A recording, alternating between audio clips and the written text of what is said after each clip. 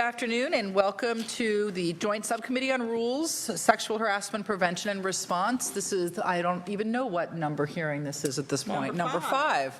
And we have been doing a very comprehensive deep dive into the issues surrounding sexual harassment, all with an aim towards rebuilding our current policies and procedures and training from the ground up and making something that will be protective of our capital community and also, I hope, a model for other organizations across the country based on the information that we've been getting from experts from all around the country and certainly from here in California.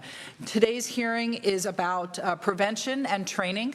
And for this hearing, our Vice Chair, Senator Holly Mitchell, was the lead, and I'm going to turn to her to make whatever introduction she would like to this topic. Thank you very much, Madam Chair. Yes, this is hearing number 5, and because I'm anal, we've heard so far up to this point from 21 witnesses, as you said, from across the country and the state, and have spent over 12 hours just in hearing. That doesn't count all of the time we have spent planning, and staff have spent combing the country looking for experts in your respective fields to come and educate us. And so we have invested good time and will continue to do so. This is hearing number 5. In terms of kind of our expectations around process and structure, it was our plan that the next, and from our perspective, at least tentatively, final hearing would give us the opportunity to hear the results of the climate survey.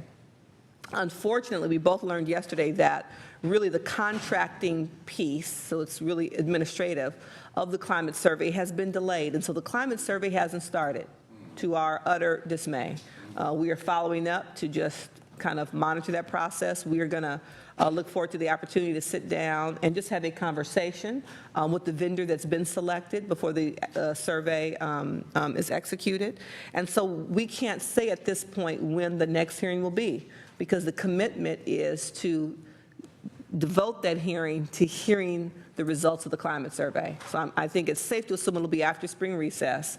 That is not our desire, nor was it kind of our vision and plan, but apparently the contracting process took much longer than I certainly anticipated, or the Assembly member, our chairwoman. So I just wanted committee members to kind of know where we were and the general public in terms of expected next steps. With that, thank you.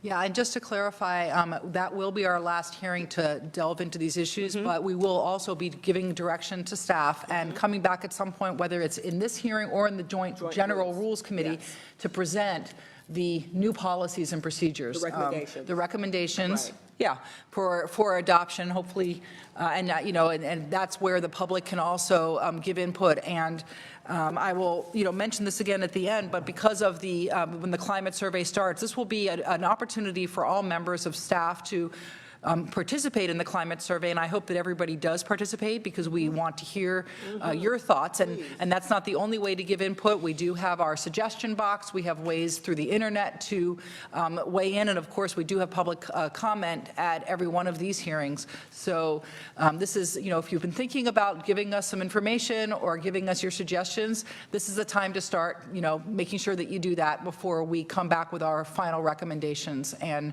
directions for the new policies. With that, I'll see if any of the subcommittee members have comments before we begin. Assemblymember Reyes. Thank you, Madam Chair. I have to say that I think this has been such an important joint committee to tackle such an important issue. As was mentioned by Senator Mitchell, we've heard from 21 experts, and we've learned so much. I think one of the key things that my takeaway is the need for the change in culture. I think that is extremely important, and I think that I wanted to comment also that we found that, or at least I found, that there is such a difference between managing an office or managing an institution and showing leadership in an office or in an institution. I think the emphasis has to be in leadership and setting the tone, whether it's in this institution or in our respective offices. And from that, we learned so much because that sets the tone for the rest of the staff. Thank you. Thank you. Senator Morlock. Thank you, Madam Chair. Senator Mitchell answered my question, but maybe I could ask a little more. We have selected a vendor, Yes. and do we have a timeline specific? Let me get back to you on that, because I don't know if that was a part of the initial scope of work. I'm assuming in some of the contract negotiations that may have been a part of it. We've not been directly involved in that. Rules has, but I'm now inserting myself, particularly given the delay and the impact it's having on the work of this committee. And so I'll get back to you. And, you know, with regard to timeline, as Ms. Reyes said, you know, I think we all have heard and agree that culture and culture shift is an integral part of this. And the whole point of a climate survey is it's a snapshot in time, really, of culture. While we do have methods and mechanisms by which people can report, complain, express concern, but the climate survey really is a snapshot of what currently is. And so you've heard me say in the past, I think it's important not to rush processes, but to make sure that they are thorough. That aside, I will be asking the questions about timing of the vendor in terms of what we expect, and want to echo our chairwoman's point about really strongly encouraging every employee to take the time to participate in the climate survey, because that is our way of getting a sense of what your experience is currently as an employee of the California State Legislature. So I'll get back to you once I have a sense of the timing. We'll let you know. Just having fun doing independent research. Yes. Looking at the results of another survey. Yes. And I don't know who the contractor was or the firm, but the results were real interesting. So it was kind of fun to see how it lines up with how it's conducted here. And the results of what?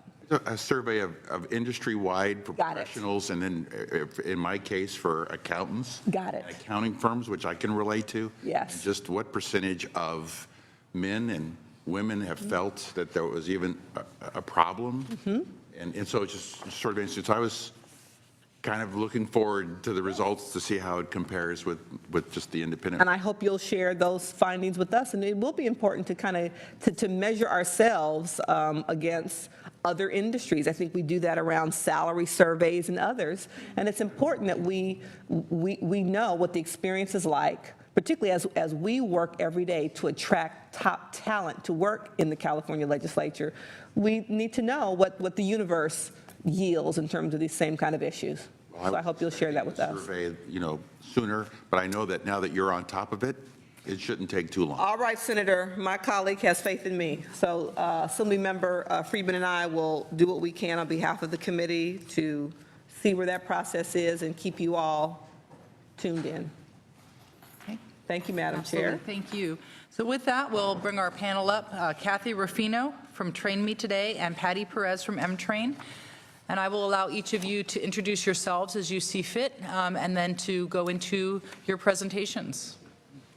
And I'll ask the committee to hold any questions until we've heard both presentations. And as you're taking your seats, I just want to apologize. We have simultaneous committees happening. Senator Leyva and us will have to run to Health Committee to add on votes, but we'll be back. But so please forgive us. It's welcome. Thank you. Go first. Okay. My name is Kathy Ruffino. I am a human resources professional with about 20 years in HR, the last since 2013 as a consultant. Oh, sure. How's that? Better?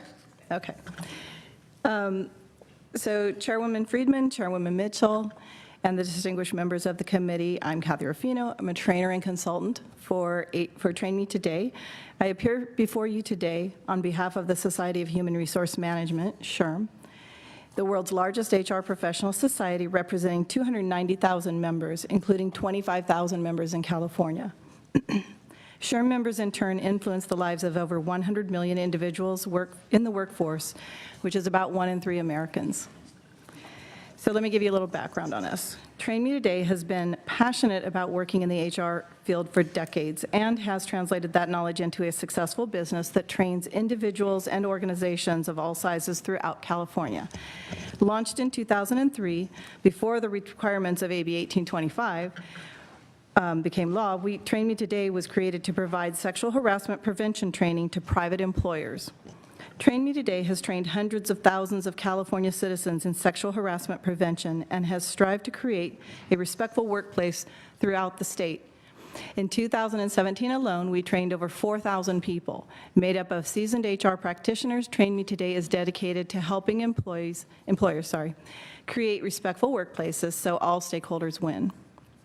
So as you heard the SHRM's CEO, President Johnny C. Taylor Jr. say in January when he spoke before this subcommittee, culture trumps policy, and workplaces must create a holistic culture of non-harassment that starts at the top. Mr. Taylor also said that companies can't solely rely on compliance, whether that be rules, education, and training. However, he made clear that the rules, education, and training are necessary if we want to move forward and eliminate harassment. In order for an organization to fully succeed at eliminating harassment in the workplace, it must focus on both establishing an appropriate culture and implementing an appropriate training program. Too often, organizations focus too much on the training and not enough on the culture, or vice versa. Obviously, sexual harassment is a major issue in our country right now. I wouldn't be here speaking to you if that was not the case. From the media to government, the system has been identified as broken. The U.S. Equal Employment Opportunity Commission and the California Department of Fair Employment and Housing have each recognized that sexual harassment is a systemic problem. SHRM believes that one major step in fixing the broken system that the California legislature is facing is to implement a successful sexual harassment training program. Sexual harassment trainers such as Train Me Today have been conducting workplace training since 1980. Over time, we have seen awareness at the employee and supervisor level grow, but less so at the senior management level. With the passage of AB 1825 in 2006, senior managers have been required to take sexual harassment training every 2 years. Since the law's enactment, our practice has seen a significant improvement in senior management's awareness of their obligations. If any training is to be successful, senior management's awareness of the importance of sexual harassment training is necessary. The following are ways in which an organization can create and implement a successful training program. So we need management buy-in. At this time in our state's history, more than any time before, we are finding that senior managers are taking a more active role in the training and taking a proactive role in supporting a respectful workplace. When leadership takes on the role of modeling a respectful workplace, the rest of the workplace will follow. As our elected state legislators, we look to you for our leadership, not only here in the Capitol, but throughout our state. Attending and participating in sexual harassment training as elected officials will send a strong message that the legislator takes this issue seriously. So too will ensuring that senior level employees fully participate in training. When senior staff evade training on harassment due to workloads, scheduling conflicts, or other stated reasons, employees not only dismiss the training as well, but they may not take any training or harassing conduct in the workplace seriously either. In order for training to be effective, it must be endorsed by the leaders. So we've also seen that live trainings has exceeded online training in effectiveness overall. I believe this is due to the interaction of the live class and the ability of participants to ask questions, receive answers, and engage in discussion in real time. Some companies have seen success in a blended approach, and that includes some live training and some online training. The online training can be used to send a uniform message across the entire organization and reach some employees that, due to unique schedules, would not be able to take the live training during normal business hours. The live training component can then be used to build off the foundation set by the online training. Without the special needs of a large remote workforce, the legislature should strongly consider conducting live training to allow for more robust interaction between trainer and participants. We also want to address bystander training. It's no surprise that employees frequently become aware of harassment issues long before management, yet they often fail to report. The most common reasons for this are reluctance to become involved lest they become the target, assumptions that someone else will report it, unaware of reporting process, and they mirror their peers. So if their peers stay silent, so will they. Employees need to be trained on their roles as bystanders and the avenues that they have available to them for reporting any workplace harassment. Training programs need to address the employee's responsibilities in helping to foster a harassment-free workplace, how employees file a report, and the assurance of no retaliation. Bystander training can easily be incorporated into the harassment prevention training, which eliminates the need for additional training courses. So we also have the issue of implicit bias. And I recognize that there are unconscious implicit biases that everyone brings into the workplace, and that training in this area is necessary for creating a positive environment. Much of the training we have seen in the past has focused on defining what implicit bias is and telling people that they need to be aware of their behavior and that it may be inappropriate. However, effective training needs to be more than just simple awareness. It must incorporate methods for identifying what implicit bias looks like in action, and the opportunities to put into practice a different approach that helps employees to change. Training partnered with an environment that values each person equally and a leadership that fosters a respectful workplace on all levels will produce significant and sustainable change. So I caution you against using cost as a determining factor when you're choosing a training platform. Effective training should involve all levels of personnel, including interns, paid staff, and elected officials. Training for managers and executives, however, should be separate from the training for the rest of the employees. As much as you may want to create a uniform program, managers have special responsibilities and need to be educated on these responsibilities in addition to information provided to all employees. So how do we overcome training obstacles? Well, one of the issues that many organizations run into with regard to sexual harassment training is boredom, redundancy, or a lackluster attitude from the employees, and we've all experienced that. One solution is to spread training over 3 or more short workshops that are held once per quarter instead of one long day of training. Some organizations have enticed employees and offered breakfast or lunch or even drawings for gift cards. And as I stated earlier, employees will assume the attitude of the leaders in the organization. If they see the leaders openly embracing the training, they will follow. So to conclude, there is no doubt that training is an integral part of eradicating harassment in the workplace. As part of SHRM's recognition of the importance of training, we have created separate sample presentations for employee and manager training for our members to use and customize to match their own policies and procedures. In addition, we have a complete list of workplace harassment training resources for our members to utilize. Training alone, however, is not enough. Leadership is the key within an organization, whether it be an individual senator, an assembly member, down through the chiefs of staff in the Capitol offices. Sending a clear and strong statement that your office will not condone or tolerate any form of harassment of any individual working in your office or coming into contact with your office is something you can do outside of formal training programs. Leadership from the top is a good start in establishing a culture of respect and inclusion. And the sooner it is embraced and put into practice, the better for all those who work and interact with your office. So I thank you for the opportunity to appear before the committee, and SHRM is committed to work with the committee as it addresses the important issue, and I look forward to your questions. Thanks. I actually have a PowerPoint. I'm not sure how we get it turned on.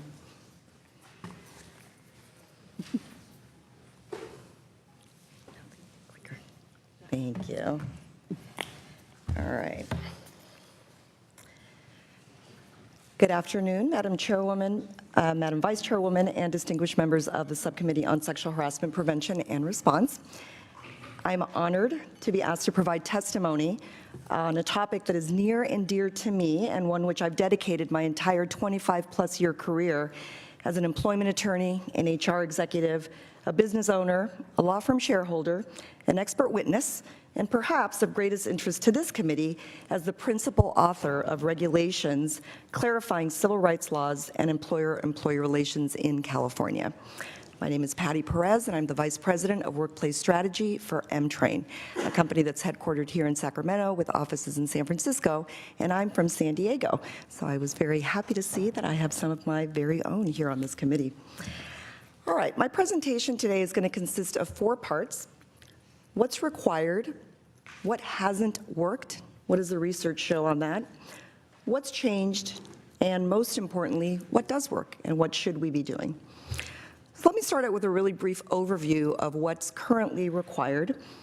AB 1825, AB 2053, and SB 396 together require that employers with 50 or more employees provide 2 hours of training every 2 years to its managers and supervisors. The training should cover details related to sexual harassment, including legal definitions, examples, methods for lodging complaints, remedies available to victims, and a copy of the company's harassment prevention policy, among other requirements. And training must also cover issues related to abusive conduct or bullying, and issues related to sexual orientation, gender identity, and gender expression. I'm well-versed on the definitions and requirements for implementations of these training mandates, since, as I previously mentioned, in my role as a member of the Fair Employment and Housing Council, I was the primary author of implementing regulations related to these requirements, and I also helped draft regulations related to sexual harassment, gender identity, and gender expression. I'm happy to answer specific questions, but in the interest of time, I'll move on to how we got here and how we can make things better. So first, what hasn't worked? I am a nerd by nature, so in addition to being an employment attorney, I also have become very well-versed in psychology and other areas, social psychology, that talk about, that have researched these topics. And some of the issues that we know have gotten us to where we are today and what doesn't work in terms of training include, number 1, a check-the-box mentality. So training has been ineffective because it has, for the most part, focused solely on issues related to legal compliance. This conclusion was expressed powerfully in a 2016 report issued by the EEOC Select Task Force on Harassment Prevention. When the message given to employees is that we're only interested in complying with the minimum legal standards but nothing else, the data shows that the training will not only be ineffective, but will actually have a backlash effect. Another root cause is standalone training. Harassment prevention training does not achieve the desired effect if it doesn't include the inclusion of necessary topics such as implicit bias, diversity and equity, civility and respect, bystander training, communication training, and conflict resolution training. Since these topics can't be covered in the required 2 hours, they're usually ignored, and all employees and managers learn is the legal language of unlawful harassment. Unrealistic examples. We hear over and over from employees and managers alike that workplace scenarios, whether live or online, include unrealistic, exaggerated, and obvious examples of workplace misconduct. Words I've heard to describe this type of training range from boring to cheesy. And they all point to a failure not only to pay attention, but certainly there's no learning being involved when those are the types of scenarios that are being used. Another is not being focused on true understanding and behavior change. So research shows us that harassment that puts the blame on one side and fails to promote understanding, empathy, and clarity has zero effect on behavior. Another issue is the lack of authenticity. So people who succeed in training is because they already believe that they work for an organization that values ethics, respect, and inclusion. Without that foundation, the training is viewed as inauthentic and is therefore ineffective. And another issue is where the view is that reporting is futile.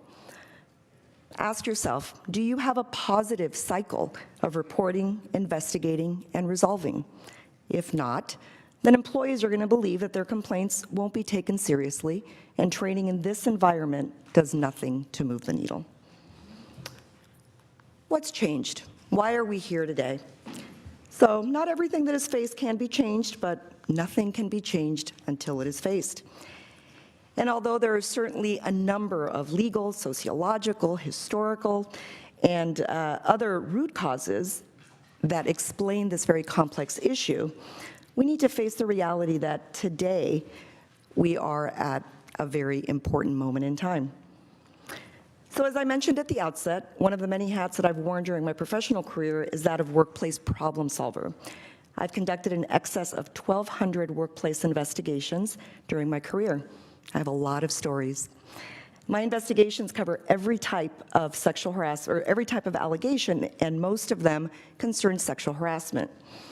And while I've had every version of allegation you can imagine, involving different genders, involving same gender, et cetera, the vast majority of the harassment claims still have two characteristics in common. The person complaining is a woman, and the person they are complaining about is a man in a greater position of power. So with that as a backdrop, here are some of the issues that I've seen over and over again in the workplace that I think explain how we get to this Me Too and Time's Up moment that we find ourselves in. One I've talked about already, and that is compliance blinders, or a culture of compliance. Borrowing from one of my favorite comedians, Seth Meyers, I would say that I love working for a culture of, or a company that values compliance, was said by no employee ever. So through our emphasis in providing a harassment-free workplace, we've missed the mark and failed to focus on what really matters, which is providing a healthy workplace culture. One thing I failed to mention in my introduction is that I'm a native of El Salvador, and so as a result, dichos, which are sayings in Spanish, are a big part of my culture, and so I come up with a lot of sort of pithy sayings. And one of the ones that I've come up for this culture of compliance is, in promising a harassment-free workplace, in many ways is similar to a restaurant saying, we promise not to give you food poisoning. So we'll do the minimum, but that's all we're gonna do. Not exactly the type of company that you wanna work for, or entity you wanna work for. Another root issue is no early intervention. Because training and many corporate practices focus on the prevention and resolution of unlawful conduct, we've developed an overall culture that ignores problems at an early stage when problems are still fixable. In the regulations that we drafted for the Fair Employment and Housing Council, something I insisted on was really rooted in looking at the legislative history and the legislative language of an employer's obligation to take reasonable steps to prevent and correct harassment. And what I insisted on was language that tracked that statutory history and said that employers are obligated to take steps, to take action, and to correct misconduct, not unlawful conduct. If you wait until it's unlawful, you've waited too long and it's too late. And in addition to that being the law, it's good business. A culture of complicity. Training in a corporate culture that tolerates bad behavior simply doesn't work. An imbalance in power, as I mentioned earlier, is a hallmark of most harassment claims, and we've seen this over and over again during the Me Too movement.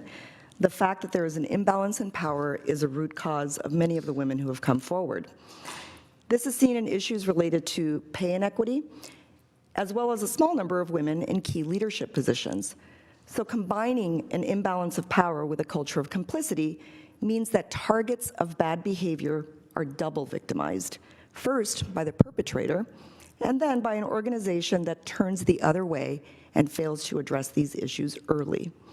This is especially true when the perpetrator is seen as a high-value employee who simply cannot be lost. And another issue is a failure to report. So studies indicate that anywhere between 25 and 75% of women who are surveyed say that they've been exposed to some type of sexually harassing behavior. Why the disparity? It depends on how the question is asked. If the question is simply, have you been sexually harassed, then we tend to see numbers in the lower range. If, on the other hand, the question is very specific, have you been exposed to this type of behavior, then the numbers shoot up. So the lesson is clear that it is something that, unfortunately, does still happen in the workplace very often. Now, given the number of internal reports and lawsuits, this means that the vast majority of instances of inappropriate behavior are never reported. Even assuming that a fair percentage of those examples of bad behavior are resolved in some way, it still leaves a high number of concerns unaddressed and increases the likelihood that that behavior will escalate, especially in a culture of complicity where the message sent is not only do we accept your behavior, we encourage it. Now, the reasons for failure to report include fear of retaliation, a feeling of futility, a fear of being labeled as a troublemaker, or frankly, just not knowing how to do it. There's a corporate disconnect as well that I think is important to talk about. We at M-Train recently performed a survey. We're in the process of writing a white paper about it, and one of the really stark findings for me was one of the preliminary questions that we asked general counsel at corporations was how often do you think sexual harassment occurs in your particular workplace? And over 50% of our respondents says it never happens or it rarely happens, which sounds good, until you get to about 10 questions after that. And the question was, on a scale of very comfortable to not comfortable at all, where would you rate the comfort level that your employees have reporting bad behavior in the workplace? 33% said that their employees were very comfortable or comfortable. That's a disconnect. You don't know that harassment is occurring because no one's telling you about it. And the question is, why aren't they telling you about it? These statistics apply to private, public, for-profit, not-for-profit, unionized and non-unionized places alike, workplaces alike. So, where do we go from here? What does work? What does experience show us? Now that we know the current state of affairs, let's turn our attention to why we're here, to find solutions. And solutions that will not only be effective, but solutions that are doable. So here are some of the recommendations that I have. The first is obviously what we've been focusing on today, and I think what the committee has been focusing on writ large since the beginning of this work, and that is fostering a positive, respectful, and inclusive workplace culture. We have been treating the symptoms and not the disease, and that's a really, really important part of this. You need to make sure that whatever cure you implement for what we know is the disease, which is sexual harassment, that it is actually in line with other pieces of the puzzle. So for example, do your policies and practices focus solely on legal issues? I had the honor of recently reviewing, I'm friends with Kevin Kish, who is the director of the DFEH, and he sent to me what the proposed language is for a model policy. And one of the things that I'm discussing with him, especially in light of the fact that we are the cutting edge state that everybody looks to as an example, is to make sure that we're not only promising that we'll do something if behavior that is illegal is somehow identified, to really be cutting edge and talk in our policies about how we're going to go beyond that. What employees read when they read a policy that says we don't tolerate harassment that is based on a protected category is, oh, so if it's not based on a protected category, then it's free game. And we really need to make sure that whatever we do in terms of policies and practices falls in line with some of the big pictures that we're talking about.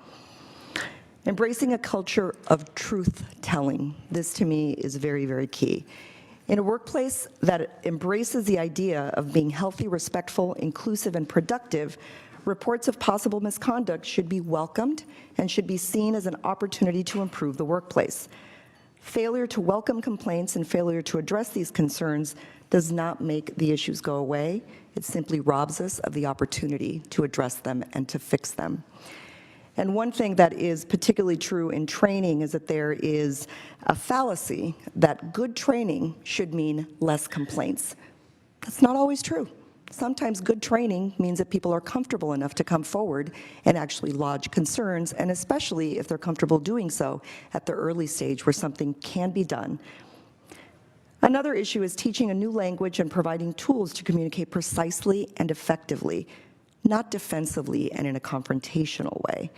When we only teach our employees and managers legal language, it's reasonable that they don't have the tools and language necessary to report behavior at the point where it can be resolved as an employee relations issue rather than in the public relations sphere or as a legal issue. And finishing it off, a couple of other recommendations: micro-learning, mini-lessons, guides, summaries, scripts. We need to supplement formal learning sessions with bursts of learning to reinforce what is taught in formal training. The training needs to be personalized, allowing for questions to be asked and for providing accurate, practical, and real-world answer to those questions. We need to take a programmatic approach, so for employees and managers, and in the context of the legislature, that would include legislators, chiefs of staff, and other staffers. We should be trained at the very least on what I call the 5 essentials: harassment prevention, implicit or unconscious bias, diversity, inclusion, belonging, conflict resolution, and communication skills.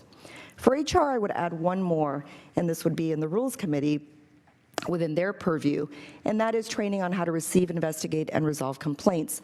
The survey that I referenced earlier acknowledges that less than 50% of investigators, at least according to these people surveyed, are actually well-trained in how to investigate complaints.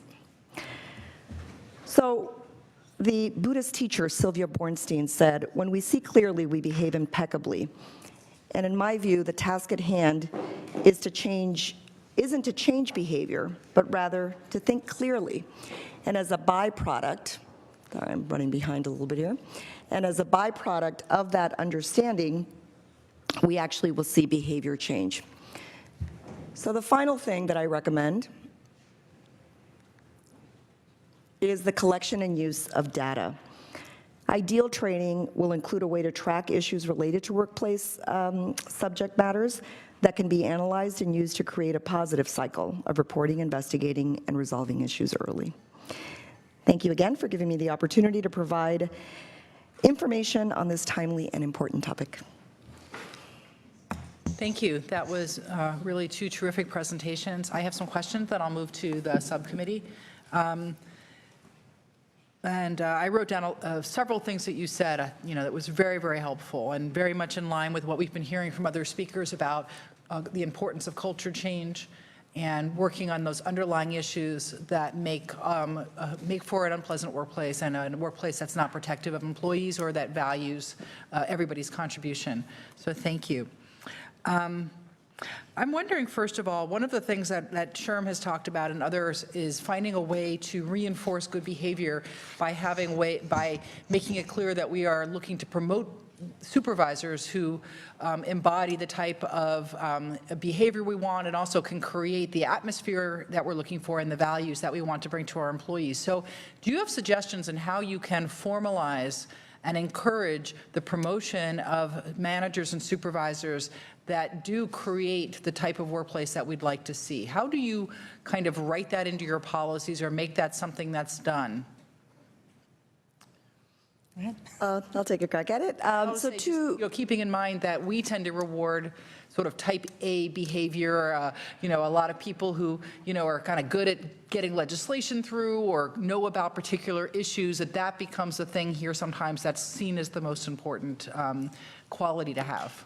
And that's not unlike other industries. Certainly as a lawyer, I see that, people who are very good at understanding the law and litigating cases also get promoted in other arenas. People who are technically good at their jobs get promoted without really paying attention to this part of the skill set. So 2 tools that I think are really important and are underutilized. One is a performance management system, and there's certainly a lot of debate within the HR community whether that continues to be an annual review, whether it's something that should be done more often. I fall on the side of it should be done more often than that. But in whatever manner that you do it, having very measurable and specific expectations, both backwards looking and forward looking, meaning, at the outset as a baseline, you say, here's what I expect from you. Of course, I expect you to be technically proficient in your job, but if you are looking to be in a management position and actually overseeing people, then that part of it is also going to be important, and here's what we expect.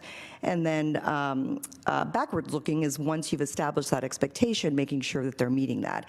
So using the performance evaluation or performance management system, I think, is one really underutilized tool. The other underutilized tool would be just the job description, which goes hand in hand with that, and making sure that those expectations are made exceedingly clear to the people who are seeking those positions, and frankly, that those tools are then used to either assist in the promotion. In other words, if you're doing a good job, you get rewarded as a result of meeting those expectations, but if it's really going to be an important part of job description and performance management, then you also get dinged, frankly, if you're not doing that. And that's kind of the idea of the high-value employee that I talked about, is that too often people will overlook deficiencies when it comes to people management if you're excellent technically, and that's got to change. We heard in our last hearing from somebody who works in the restorative justice arena, and what was interesting was that they were presenting the restorative justice techniques not just after there was an issue as a path to, kind of healing for victim and for the, the better, lack of a better word, the perpetrator, but they also talked about bringing restorative justice techniques into the training and using the types of more face-to-face and interactive training as a way to help. And I'm wondering if you've seen that done in large organizations and what your experience is, and is that something that's now being looked at more as a way of making the training more valuable?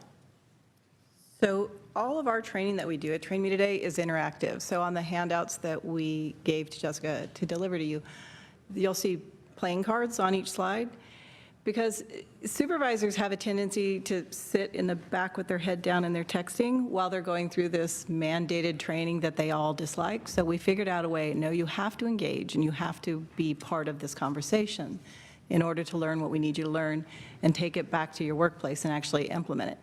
So the playing cards make them be a little interactive, but it also takes, when they first sit down in the room, they see these playing cards and it takes the dreariness out of the training that they think they're coming to and makes it a little more fun. And we have experienced huge interaction and a lot of change in organizations that have been going through this training to date.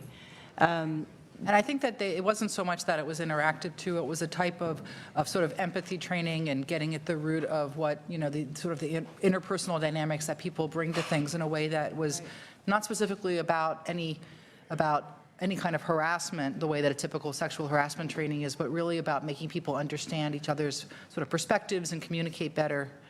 So I don't know if that's, And part of that delivers that conversation. So when you make it more interactive and they're more engaged, our training typically, we tell them it's mandated at 2 hours. I have yet, in 2018, to do a training less than 3 hours because of their questions, not because of our training. And they're very open about their conversations. Well, what if this happened? And what if you saw this? And we talk about it, and it becomes more real to them because it's about what's happening in their workplace. They have a point of reference that's real. And so it does make a change. But I think you have to be open to addressing that. And I think that's part of where the implicit bias comes in too, because we have that conversation where people will go, well, this happened at a place I worked. Yeah, this happened to a friend that I know, and it's their own bias, and they're doing a check. They're doing a self-check, like, am I on the fine line here? And so it opens up that conversation. Right. I really appreciate what you said about making the training relevant to your workplace. And we have a pretty unique workplace here, and the training that we do is not at all unique to our workplace. It's it's very dated and it's very generic, and it's, Bob and Tina at the water cooler. And we have some unusual. Bob and Tina. Literally, Bob Yeah, and Tina at the Bob water and Tina, I know them. And, us trying to create something, at least, maybe a different training for members that really focuses on the type of experiences that we have that's different, and putting us in some of those more problematic situations and kind of working us through some of those situations is a terrific idea. And I'm very glad that you brought that to the forefront of kind of how irrelevant the training is. Yeah, from a content perspective, I think the specific items that you've mentioned are really important, and that's, what I refer to as sort of my 5 essentials in the library. Will necessarily include within there, in communication training, for example, a level of understanding and empathy. So that level, rather than seeking to change someone's mind, to change their behavior, to really do things in a way that the training lets people see the other side of the coin, lets people see what another person might view. So delivering it in a way that I think really focuses on that empathy. The trick would be to do it in a way that is relevant to the workplace. So the restorative justice issues, I think, are analogous, but they're not immediately analogous. You have to make sure that you put them in the context that is going to be relevant to the workplace. The other way in which, in addition to training, that I see the concept of restorative justice used really effectively is in what I call workplace mediations. And so to the extent that there is going to be, that there are going to be mechanisms established, whether it's here at the legislature or in private entities, having an ombudsperson, having somebody who is really able to mediate disputes at an early stage is going to be important, and I think that restorative justice perspective is important there. When I first started doing workplace mediations, I actually had a conversation with a colleague of mine who had been a federal magistrate and was now doing private mediations, and he captured it perfectly. He said, you know, Patty, what I do is divorce counseling, what you do is marriage counseling. And again, we can't make too many analogies because they're different relationships, but it rang true that what I'm doing is trying to keep people together. What I'm trying to do is increase that level of empathy and understanding. So there are definitely concepts of restorative justice that I think are very relevant. And the ombudsman idea is one that's also been brought up a few times to the committee, and I think is absolutely worth exploring. Like you said, so you can deal with a lot of these issues before they become a lawsuit.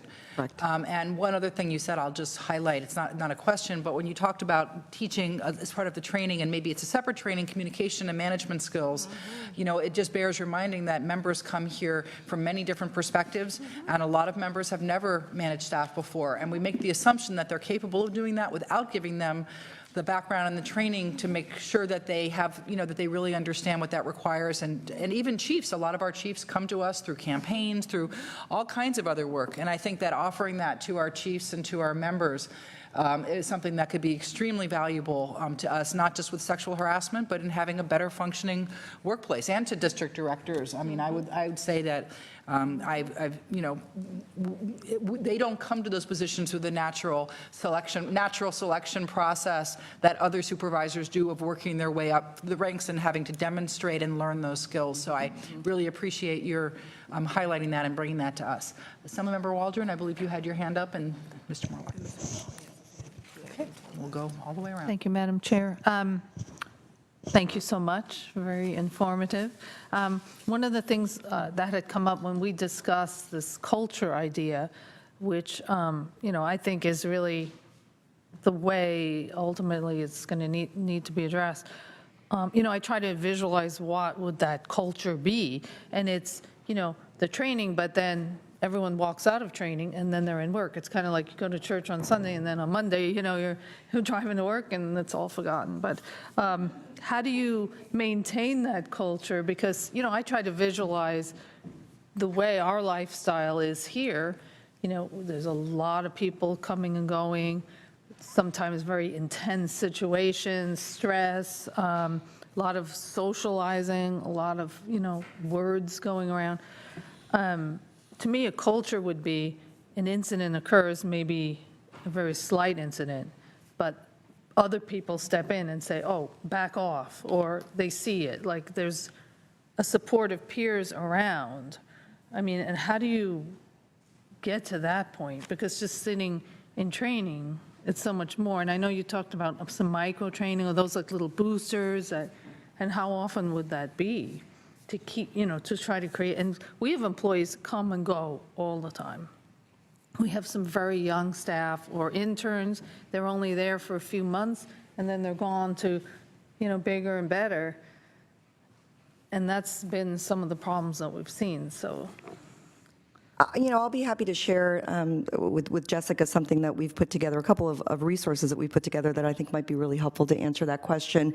One is a lot of, at least private corporations, have been taking a step, which I think is a step in the right direction, but they haven't been executing it as well as they should, of sending out a letter from the CEO to all employees saying, look, we care about this Me Too situation, we understand, we really want to be different, but frankly, it's the same old, and so it's a letter that says we really care about not having unlawful harassment in the workplace. Here's a copy of our policy. Thank you very much. I've written instead a template letter that says, here's a promise we make to you, and here's what we expect in return. What we promise you is that we are going to teach a common language where we can communicate with each other in a way that makes sense. One of our signature tools at M-Train is something we call the workplace color spectrum, and it is a way of taking legally charged, defensive language that could increase the temperature instead of decrease it, and bring it down to a level where everyone can understand it. So it's literally a color spectrum. It goes from green to yellow to orange to red, and we give examples where rather than saying, you big jerk, what you just said was sexist and harassing, you say, you know what, Bob, that was orange comment, and it's really something that is offensive to me and probably to others. So it not only provides a really easy way for the person to be able to express any type of concern, it also provides a really easy way for bystanders to be able to say, hey, wait a minute, even if that person didn't speak up, that was a dark yellow, going into orange comment. The other thing that we found that it does, and this goes back to the empathy, the understanding, is that we have found, and especially very, very specifically on the issue of sexual harassment, we don't all see the world the same way. And so me saying that something is orange, the person who made the statement might say, that was green to me. I don't understand what the disconnect is. A statistic that I often cite in terms of my investigations that I conducted is people are often surprised to know that the vast majority of them had no factual dispute. It wasn't a he said, she said situation. It was, this is what's alleged. The person accused says, yeah, that's what happened. So what? And it was truly just a difference in perception and in understanding or feeling what one person felt was appropriate, the other felt was inappropriate.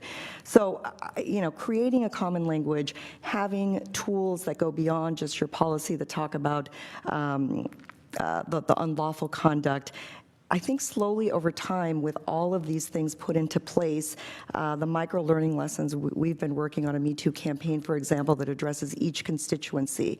So the first video that we put out, a very short 2-minute video that went out to all of our audience, was introducing this concept of a lot of the things that I talked about earlier. The next one was, what if I'm a target? And it's offering actual practical language, a script for what you might say if you were exposed to misconduct. And then a handout that says, and if you're not comfortable dealing with it yourself and you go to HR, say this, not that, so that it actually, again, decreases the temperature. We have another video that addresses what if you're a bystander. Here's some very practical words that you can actually use to actually diffuse a situation. What if I've been accused? Again, all very practical information on ways that you can avoid being accused in the first place, and what to do if you are accused. I'm an attorney, but one of the things I say is, how about you apologize? There's something that you can do. So really, I think offering a variety of ways in which everything points to the same direction, which is improving the culture, it trickles down and everything else just sort of falls into place. I mean, because when, we hear about some of the victims that have come forward, just the strength it took to do that, because they were just living it alone. I mean, there was no peer support, that stood up for them, and they were actually, in a way, isolated. So, we really want to do the opposite, and especially when we consider, the power situation that's perceived, you have a senator, say, or an assembly person and, an intern or a young person, and things occur and staff people around might see, but who's going to step in? And I think empowering the victim, in a way that the peer are there and they step in when the other one can't, or everyone, like you're saying, the culture starts to grow so they understand those levels of, what level was that, step in, and it prevents it from escalating to a point where then we really have, a situation. So, but I just one quick other one. You were talking about data and, having data. What types of data would we look to collect to implement that kind of data-driven program? Well, I can tell you about what our approach is and what our solution is. In our in our current training platforms, we actually have a very robust Q&A section where subject matter experts actually receive real-life questions from the learners, and we're able to answer them in a accurate but also very practical way. And we are able to then collect data on the types of questions that are being asked, how much time people are spending on the Q&A section, how much time they're spending on different parts of the training session. And it's really very, very informative in terms of potential blind spots where, things might be going awry. We have an unconscious bias training course that asks some really, really fascinating polling questions that in the end result in a data analytics report that says things like, what percentage of your employees feel like they belong in your industry, or in your company.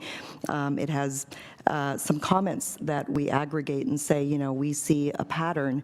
I'll share one with you that we did recently with a client where we say, 6 different women say that they feel like they're not heard during meetings, despite the fact that they're leaders. That's a trend that we need to watch for.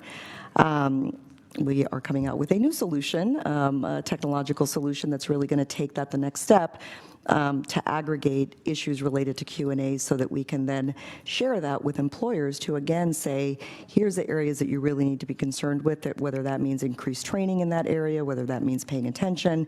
There are definitely ways that, again, for me, it's that idea of creating a positive vicious cycle.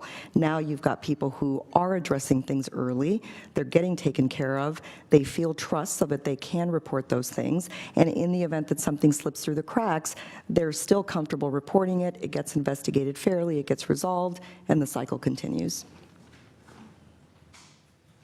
Senator Morlock.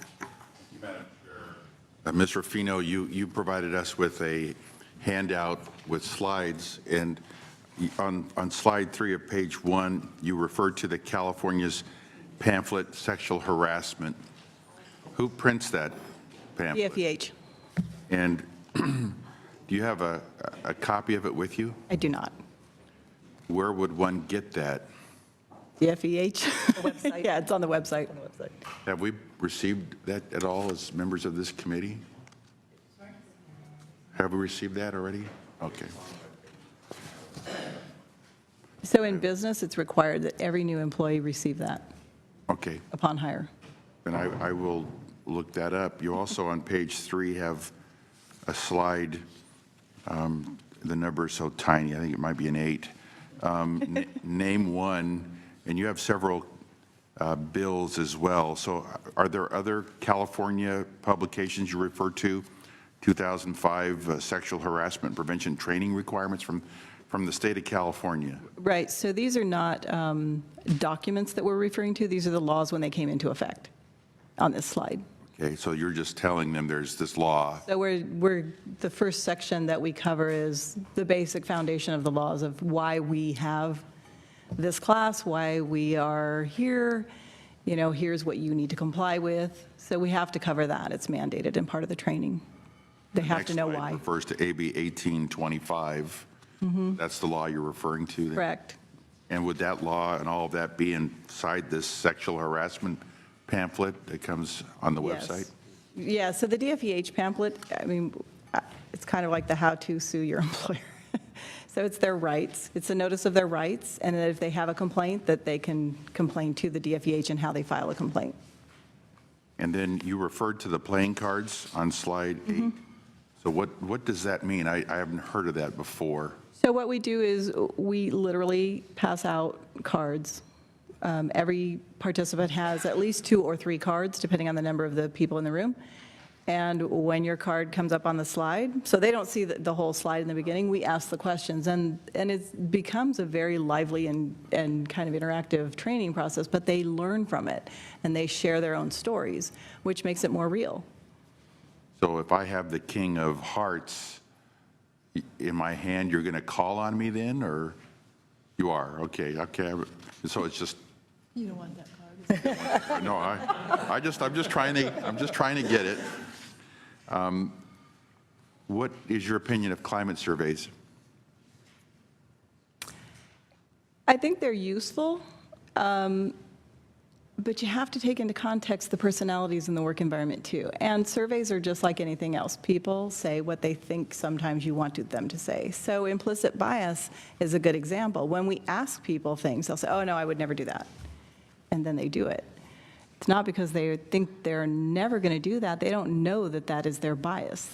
It's really unconscious and it's buried very deeply. So it's not something that they would necessarily say, oh yeah, that's who I'm going to be. So when you do all the data, yes, the data is helpful, but we also have to address the personality of that individual organization. So to Patty's point, we have to look at who it is we're training.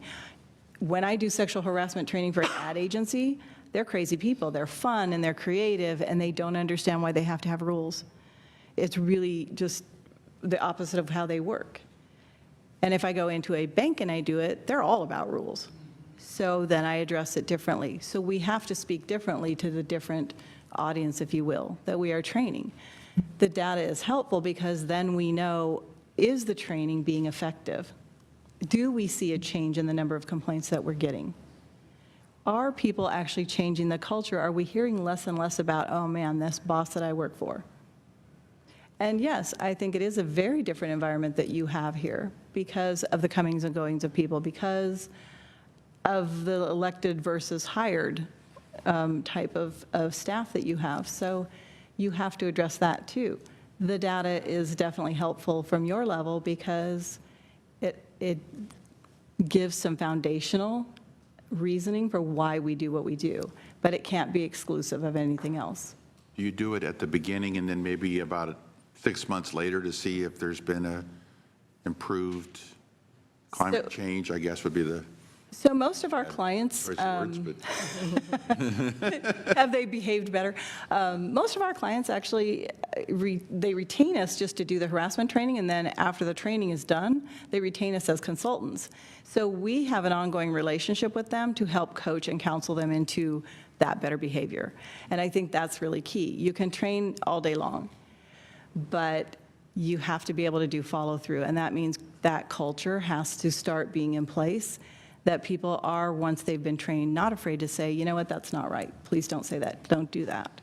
And that their peers around them can call people out. And so it has to go hand in hand. I don't see how it works if it doesn't. Ms. Perez, do you have any comments on climate surveys? Nothing different. I think that, that idea of it being a snapshot and kind of, your baseline, you start from there and then seeing if there are changes. I think they're as good as their development. So if the questions are good, good data in will produce good data out. Okay. So you mentioned in your intro that you had done so many investigations that the majority of victims were females, majority of perpetrators were males. Do you have, or have you built a portfolio of victim characteristics? There are some. I think there's a. I'm not a psychologist by trade, but I feel like I play one on TV, and there are some characteristics that I did see both in the victims and in some cases in the perpetrators. Not to the point where I can tell you with psychological precision, but the one that I mentioned I think is the most important one, which is that difference in power creating a discomfort, a fear, a concern of, am I going to report it and now be viewed as a troublemaker? Who's going to believe me anyway because this person is more powerful than I am? I don't have any witnesses. It's all going to be he said, she said. So all of these issues that come to mind, there's not necessarily only one type of woman, but I think those are the common feelings that they have that might make them reluctant to come forward. Thank you. Thank you, Madam Chair. Assemblymember Dally. Madam Chair, thank you for your testimony. I want to paint a picture for you. So I've been here since 2012, and I was elected 16 years in local government before, and so attended many trainings, more than I want to think I had to go to. But the dynamics of this building, and so I want to share with you, and I want to frame this in a way that will make some sense. In the earlier years here, not recently, but there's legislation that comes through here. So there was legislation that was putting regulation on the adult film industry on protections, and there was very graphic information that was floating around this building and there was testimony in these chambers. So we're in an environment where we have situations come to us that are not normal things that would happen at my seed company home, right? Because we would not be debating what adult filmmakers should be using for protections. Likewise, people in prison, what they should be.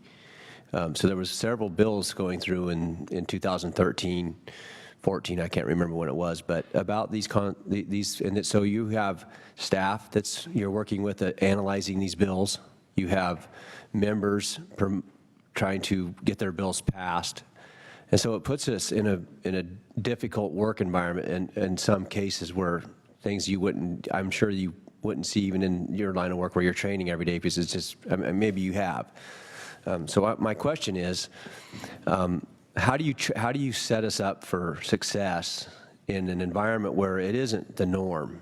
Some things just aren't the norm here. And we work with our colleagues and our staff in situations where there are uncomfortable things you have to review and talk about because you're going to be making a decision on those votes. And then the second question too is that I wanted to ask, and I've asked this almost to every panel that we've had, that the legislature, there's laws that you talked about that have been passed, and the legislature doesn't always. We don't conform to the laws we pass. So let me give you an example. We don't pay time and a half when we work over 8 hours for our employees, and it's been something that I have personally thought was kind of crazy. I have to abide by these laws at home, but I don't have to abide by these laws here, and we pass laws that we don't have to abide by, which makes no sense to me. If it's good for everybody else in California, I think it somewhat should be good here, and then maybe some of the people who pass laws would understand how sometimes they're difficult to achieve. So what are your thoughts on that? Do you think that the legislature should have to conform to the laws that we pass? And number two, how would you train or put into practice where we have pieces of legislation that come through that are just really difficult things to be even talking about in the first place? I'll tackle the first one, if you want to take the second one. Well, I don't know if this is good news or bad news, but I bet you I've seen more graphic stuff than you have. 1,200 workplace investigations. I have videos that I had to watch that still cause my eyes to burn just from the memory of them. The stuff that goes on in the workplace is pretty incredible. So I am very familiar with, and as for 14 years, I actually owned and operated my own consulting company where I did the vast majority of this work. And so in my interview process, I actually had to sit down with possible legal assistants, possible administrative assistants, and say, part of your job is going to be to do porn searches. Part of your job is going to be to visit websites that are very, distasteful and that might insult you. So very familiar with that. I've also done a lot of training sessions and a lot of consulting with where this question comes up. One that comes to mind is a gentleman who came up to me after training and said, I work for an ambulance company, so part of my job is to be exposed to really gory stuff, and so by necessity, I'm going to have to talk about sexual stuff. I don't know how he quite made that connection, but it leads me to kind of the 2 points that I think are really important. One is that there is a reality that there is a necessary component of a job that needs to just be addressed early on. So just like I would say to my potential candidates, you're going to be exposed to some unseemly stuff, that's part of the job. I think it's just important to make sure you set those expectations. The second part, though, I think is the much more important part, which is you still have to work within the confines of professionalism and respect. So when the gentleman said to me, when I sort of pressed a little bit more, I said, I totally understand you work for an ambulance company, you probably have to see really gory stuff, but explain to me how that goes into sexual content. Well, if we have to strip someone naked, we're going to talk about their body parts. how is that related to your work as, an EMT? Well, it's not, but I'm just saying it happens. Well, you've answered the question. It's not. And so it's taking that step further. So being exposed to, issues in the adult industry, film industry might be one thing. Sitting around and laughing about pictures is a completely different thing. So I think making sure that you maintain that very, very clear and thick line between those two things is important. The second, and this is certainly what I did in my own practice, is being very respectful. And so I divided up certain things that were necessary and some that weren't. And one very specific example that comes to mind is I had a young lady who came and worked with me as a legal assistant who had very, very deep religious convictions that made her extremely uncomfortable. So I carved some things out of her job duties that were not completely necessary, that other people were happy to do, just out of respect for you can still do the job. You just won't have to visit a porn site, or you won't have to look at some things that, like I said, unfortunately in my line of work are an everyday occurrence. So I get part two. Well, your voters would probably say, yes, you have to follow the same laws we do. The thing is this, as I tell a lot of my clients, your policies have to make sense. So whatever policies and procedures you put in place, they have to make sense for the work that you do in the workplace you're in. Not everybody's going to have the same rules, if you will. And I think that's key, is that you have to still work within the constraints of what is normal and decent. To Patty's point, yeah, if you have the ability to carve things out where someone who is uncomfortable in a situation cannot be in that situation and can do something else, great. If you don't, then, it becomes a bigger problem. And then is that person somehow pushed off to a different position somewhere else, or let go altogether? That is something that has to be decided. And I agree with what Patty said. You can have conversations that are uncomfortable, and you can analyze things that are unpleasant without making it the joke of the day and starting to make the uncomfortable remarks afterwards. And that's where it crosses the line. If it's business, it's business. I've seen my fair share of horrid things in harassment investigations, and they're not pleasant. And I've watched videos where someone thought he was incredibly in love with the girl at another company, and he sent her inappropriate videos. And we got to watch them for like the first 20 seconds, and I didn't need to see more. But if the extension of that is to make remarks about his body parts or to make jokes about his amorous intentions with her, that's where the line gets crossed. That's where you create a culture of this is business, and we stop there. Well, I appreciate your comments. I was more heading towards, I get that we should carve out and we want to protect anybody who is not comfortable in any situation. But what I'm asking, at some point, this committee is going to give suggestions to the rest of the both houses, and hopefully we'll come up with some good policy. In crafting training is what I'm at. My point was on that. Is there, so to know the different kinds of circumstances that come forward here, it's kind of like the ambulance situation. We're going to see legislation that is going to be uncomfortable for some, but we need to be able to train them before we get to that process that, hey, when legislation comes through that you don't feel comfortable with, you need to let somebody know that this is going to be uncomfortable for me. And I think that's more where I was heading, is that can we put together something that will work for this line of work that protects the victims and the folks so we don't get in that situation up front. Well, a technique that I have found to be really effective on an issue that specific is to present two extreme examples that I think really highlight the ultimate point you're trying to make. So I'll give you one example that's not exactly related to what you're saying, but I get asked a lot, particularly by men, about compliments. Can I ever give a compliment to someone? So here's how I train on that. I say, okay, listen to the two examples I'm going to give you. Patty, your hair looks really nice today. Did you get a cut? That's one. Wow, Patty, that dress looks awesome on you. Really shows off your curves. They're both compliments. One is okay, one isn't. So similarly, I think that there's ways that you can say, look, in training, there are going to be some topics that are going to be necessarily involving sexual activities. That's one scenario. The other one would be, check out this video. Like, hey, come over here and let's watch it. I've found that doing that in training, kind of doing both extremes, makes people go, oh, I get it. Does that help? Senator Bates? Thank you. Thank you both. And you both have very impressive resumes. I guess where I am with what we've been through over the last several months is that it's still very frustrating to know what direction we're going to take as a committee, and sharing what we've learned here with them so that we can craft a policy. Our policy started with zero tolerance. Nobody basically understood what does that mean. You know, if you make a comment, just like you look great in that dress and your curves, is that something between peers in the same office, or is that from a supervisor to a subordinate? It's a different situation. So the supervisor has to report to your supervisor. You know, Jim said that to me and I'm offended, then the supervisor has to say something to Jim, don't say that again.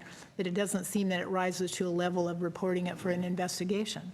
But if it's a supervisor who says it to a peer and it comes across as, you know, harassment because the superior to the subordinate, you're starting to be intimidating, and she may not be able to feel comfortable to report my supervisor's making inappropriate comments to me. So that's the dilemma I see for all of us, is determining that continuum. So looking at what you have done over the years you've been in this, share with us where you've been able to change the culture based on the data you're collecting, and that what you're sharing with us is working some way, somehow, with the companies that you still consult with. You started, they brought you in because there were issues or they wanted to avoid issues, and you provided this training, both of you, in your separate domains. And something's working and something isn't based on the feedback that you got, whether it's data collection or just continuing in your role as a consultant. Because we've got to move this place somewhere in the next month or so, because there's many investigations that are still ongoing.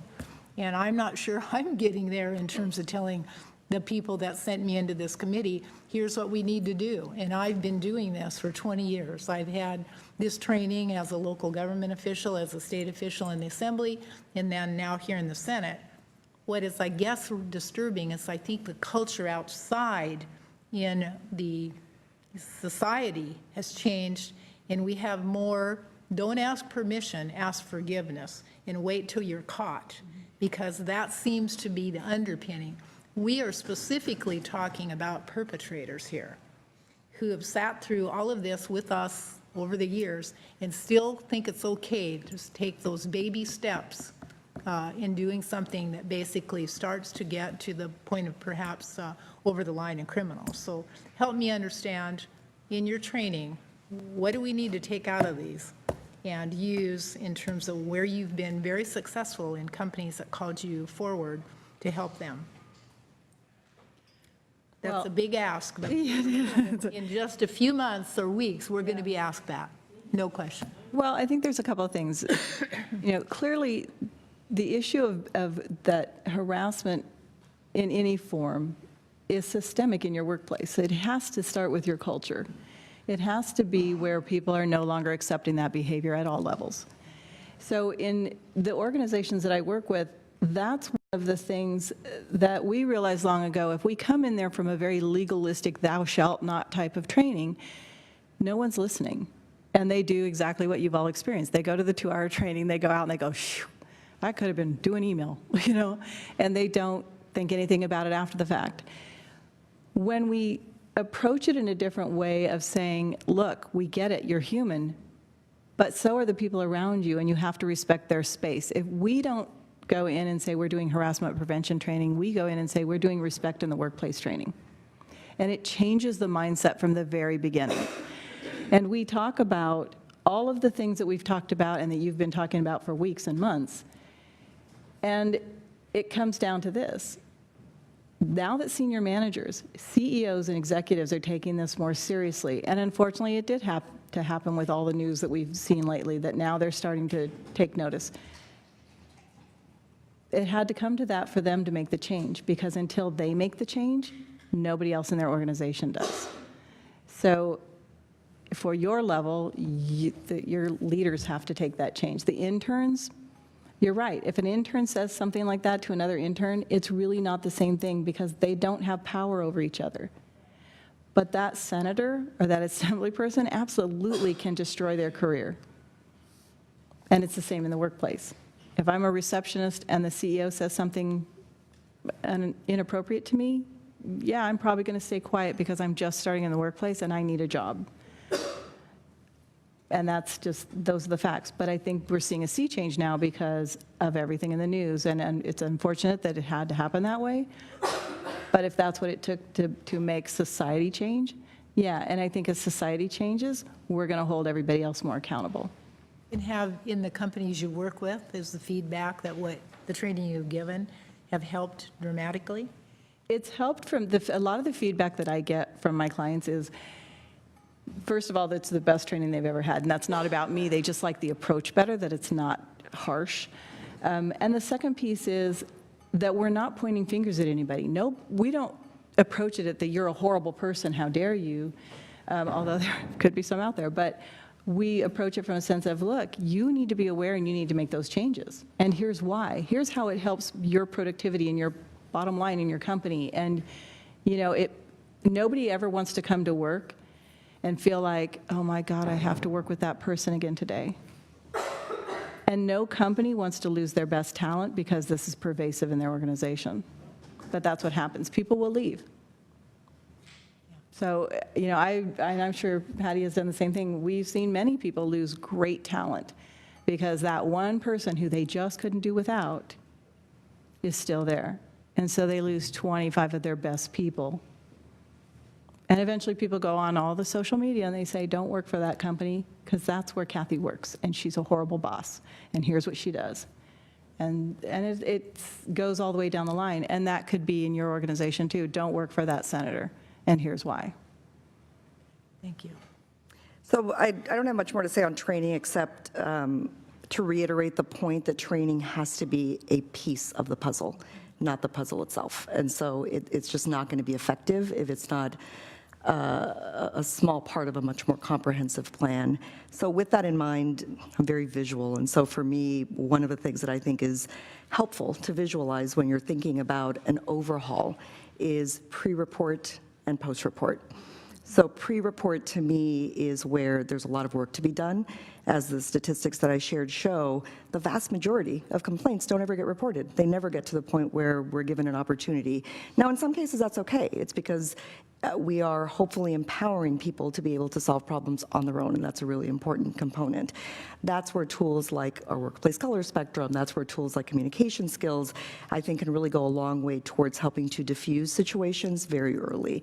So there are ways that I think you can very effectively create a culture of truth-telling, not only in terms of telling the truth in a formal report, but being truthful with each other, being supportive of each other, and having a culture where not only the victim speaks up, but the bystanders speak up, and then a key component is where the person accused is mature enough to say, you know what, I'm sorry, that's not what I meant, and I'm going to learn from it. So that's sort of the pre-report. The post-report, I've come up with a really simple 3-step process. If you do receive a report, you take it seriously, you investigate it well, and you fix the problem. I've seen too many instances where somebody comes to the appropriate authority, if you will, and says, I have something to report, and the reaction is, well, that's just Bob, that's just how Bob is. So taking it seriously is the very first step. The next is performing a really thorough and fair investigation, but where I see the biggest issues is on the third step, which is fixing it. So the high-value employee issue comes in. A very practical tool that I've provided to two things that I provided to my clients. One is put the behavior, before you even start thinking about what your solution is going to be, in a range. So if it's on a scale of 1 to 10, is the misconduct that we're talking about a 1 or a 2, or is it an 8 or a 9? Because that's really going to inform what it is that you're going to do. Is this something that's possibly a termination, a terminable offense? Or are we talking about 2 interns who, that doesn't mean you do nothing, but it means that your ultimate remedy is going to be a very different thing than if the behavior is much more egregious. Take other factors into consideration. Is this the first time, or is it the 20th time that this person has engaged in this type of conduct? And on that, the phrase that I coined for my clients is I would give them what I called my salvageability scale, or my salvageability rating. So after I spoke to the person accused of misconduct, I would have a pretty good read on, is this person understanding the severity of the behavior that they engaged in? Do they take responsibility for it? Are they self-aware enough to really be willing to make some changes? Of course, in the cases where I found that there was some level of misconduct. So that's the part where I think we really need to be meticulous about the fact that there is a range, and a person who is, accused of or found to have engaged in misconduct that's a 1 is not going to receive a disciplinary measure that's a 10, and conversely, someone who is found to have engaged in egregious behavior shouldn't get a 1. The final thing I'll say on that, where I think entities in general, whether public or private, really have a misunderstanding, is that there does seem to be this idea that you either do nothing or you fire someone. There are a million things in between that can be done that are effective. And part of that salvageability rating that I would give to my clients would be, here's what I found out about Fred during my interview. He is motivated almost solely by prestige and money. And so you sending him to a 1-hour training session is going to do nothing. You demoting him, you taking his bonus away, you taking away a chairmanship or some other important position, now that's going to send a message. And so I think really being meticulous about how it is that we approach not just the receiving of complaints and the investigating of complaints, but resolving them. Thank you. That helps a lot in terms of the continuum of consequence. Correct. And whether that starts to change the culture, knowing that if you are the perpetrator, here's the dashboard, so to speak. So thank you. Are there any other questions for the panel? Senator Mitchell. I'm glad I made it back to hear Senator Bates' question with regard to culture. And in hearing you articulate your question, Senator Bates, I realized that when we started this process, I had a general idea of what I thought the institution should do. Through the hearing process thus far, I then moved to a place of overwhelm based on all the information we were receiving. And I feel that I've come full circle to a place where if this committee is going to have the collective courage to make a recommendation to the joint rules, acknowledging a need for culture change, then we have to propose radical change. And in hearing the examples today about training that works and how different it is from the training we experience, I have every confidence that if we look at culture, look at training, and really have a holistic view of it, because everything that we have learned in these 5 hearings have been consistent. If we choose to do something different, it will be on us, not because the messages we received were not consistent in terms of what research and what practice is telling us what works. And so it's going to be up to us to really decide to recommend radical change. The fact that we do have, what are the 2 names at the water cooler? Jane and Fred? No, it was whoever, those are the real Bob? names, Tina and Bob. Because they were the real names. As soon as you said it, I remembered. I'm like, that is the ridiculously lame example in our training. And it's not germane to what we do. And while we've spent so much time in these hearings talking about, well, we're different, and we are, and therefore our training should reflect that.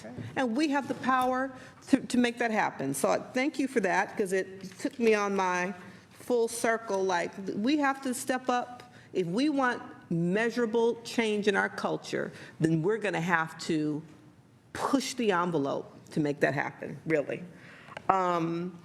Ms. Perez, tell me what microlearning is. I have an assumption, but I don't want to assume. So walk me through, define that for me. You referenced it in one of your slides. Yeah, it's just what it sounds like. So you've got sort of your formal training, which can be done in one sitting, or as was suggested earlier, it could be done, the 2-hour, let's say, required training. The micro-learning bursts, we call them, is a way of strengthening, of reinforcing, of giving a different point of view. So I'll give you a couple of actual examples. So we have our harassment training, preventing workplace harassment training. We have our unconscious bias training. We have that suite of 5 essentials that I've referenced a number of times. But then we have these micro-learning lessons that are the videos that I referenced earlier. So it's a video on what to do if you're a bystander. And it comes not just with a video, but with a mini learning lesson that says, here are ways in which you can intervene, maybe a couple of polling questions that ask you about it. Another one that I've referenced already is a guide that I have for people who are targets. And so in addition to the video, there's actually a handout that says, here's 3 different ways that you might be able to say to somebody if you find yourself in a position where you're being exposed to some type of behavior. What we found is that people oftentimes just don't know what to say or how to say it. And so this is a script that says if you're comfortable dealing with it yourself, here's some examples of the ways that you can deal with it.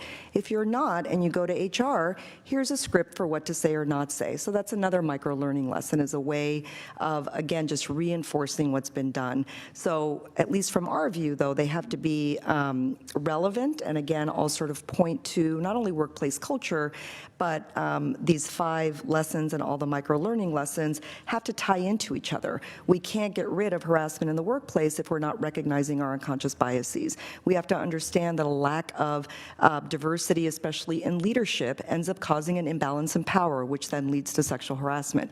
All of them are so tied together that any micro-learning lesson that is included as part of the overall training needs to be branded, if you will, to coincide with and really reinforce those things.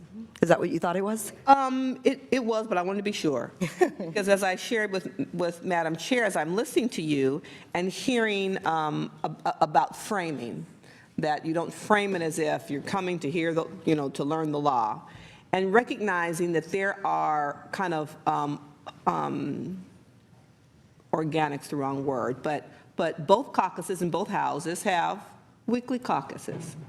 It's a part of our culture, of our existing culture, where we go as members to receive information, learn new information, exchange information.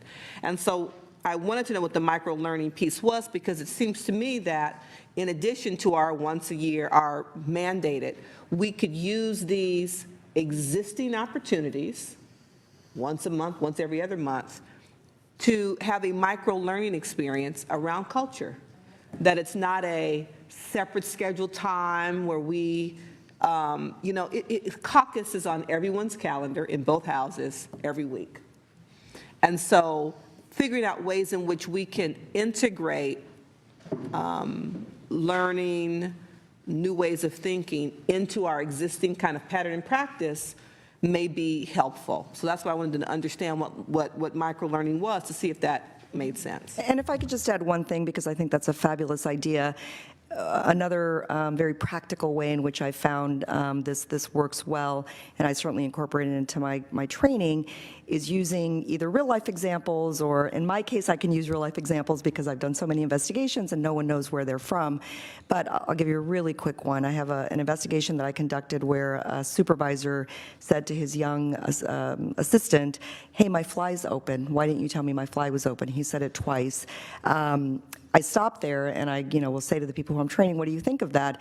And one of the most interesting things is it really starts a conversation, which is really the main point that I want to make about this micro-learning lesson, is it starts people in a very comfortable way talking about it.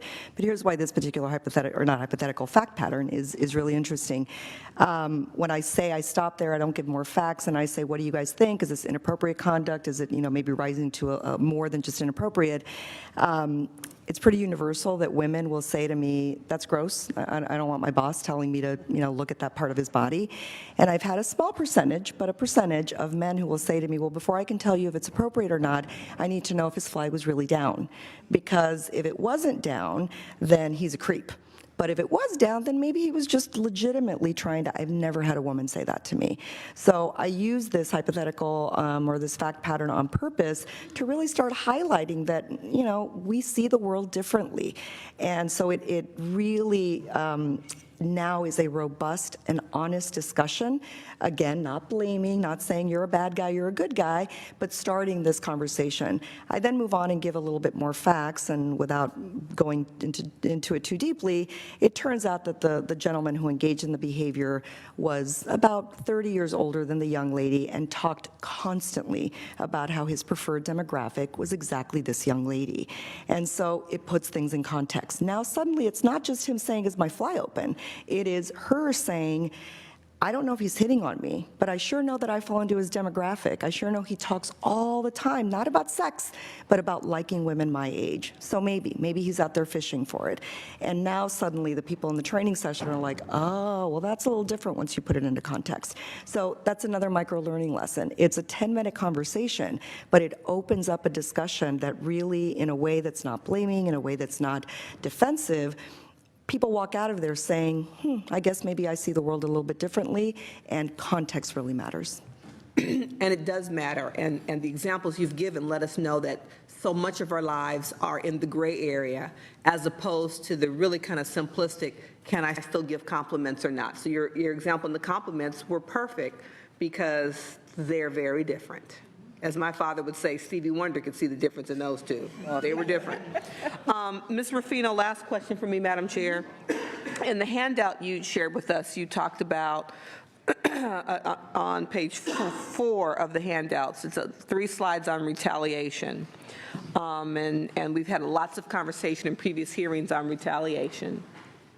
And the 3rd slide, you say, how can we prevent retaliation? And your last bullet says, document, document, document. Can you expand upon that, please? So when we talk about the retaliation, in this slide particularly, at the end, are you asking specifically that line, document, document, document? Just to expand It's upon. an HR mantra that we always say, document everything. Right.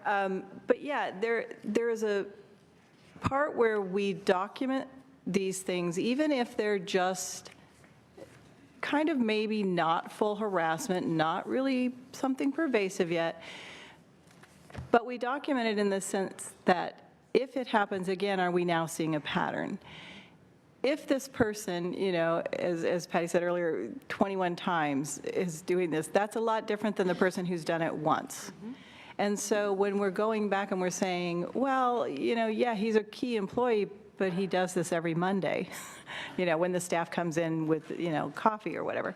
The documentation for retaliation is, look, we've warned you, retaliation is not acceptable. So if we have done an investigation, or even if we've just had that initial conversation saying, look, your comments were inappropriate, and they weren't appreciated, so, we're counseling you now to please stop that. And you cannot go back into that area and now harass the person who just reported this, because they felt uncomfortable with your words. That's why we document. So it's important for us to have a record of that because, in the workplace, these things happen all the time. And if they're not documented, it's your word against theirs. And so that's in terms of the HR professional's role. Could you talk about expectations around supervisors and others documenting? I had an HR professional who taught me how to write memos to file. As a young supervisor, that weren't, I didn't perceive them as official documentation, but if I saw a pattern that I then decided I needed to go to HR, I could then refresh my own memory in terms of details, dates, specifics in terms of, the little pebbles early on that then looked at comprehensively could propose a problem. So documenting at other levels within the organization, too? Absolutely. So when we're coaching management, how to address some of this stuff in the real world, we do tell them, these are the things that you want to make a note of.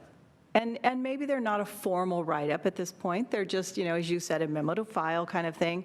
But it is more to the point of saying, if my employee came and told me this, then I'm going to take note of it. And I'm going to document that I had a conversation with this person, because why wouldn't you? And then you're going to fix the problem if you can. And maybe it does escalate to HR at some point, and then you have your documentation in place saying, look, I've been watching this for a week or 2 or a month, and this is what I have seen, and I think there definitely is a problem. All of those things are helpful, but as you all know, they're also discoverable, so this is not, something that we would discourage at all, because we want that documentation, mostly because people's memories get fuzzy. So it's important to have that timestamp and those accurate notes, for anything that goes forward. The other thing is, we don't ever want managers to do investigations. They're not equipped to do so. So their notes are important for HR to receive or for counsel to receive, so that they can pursue with an actual investigation. The documentation is important. Thank you. You're welcome. Thank you, ma'am. Thank you. Any last questions for this panel? Thank you both very much. Truly Thank you. appreciate your insight and your taking the time to come and see us today. Thank you for inviting us. Thank you. And with that, we're going to move to public comments. If there's any member of the public who wishes to address the committee, now's your chance, and if you wouldn't mind coming up to the microphone. Anybody? Okay, seeing none, I'll just remind anybody watching or in the room that we do have a suggestion box, and we have ways of sending comments to us online as well. And you can also always come to speak to myself or to the vice chair if you have anything specific you want to relay to us. And with that, we're going to be ending this committee. And just to remind everybody, we are going to be waiting for the results of the culture survey to come back. We will be meeting one more time, either with this committee or with the joint rules, to make our recommendations, and they will be tangible and concrete, and I do believe ground up change of our policies, our training, and all with an attempt to change our culture to be much more protective and much more respectful of all of our employees. So thank you very much for participating, members of the subcommittee. Thank you.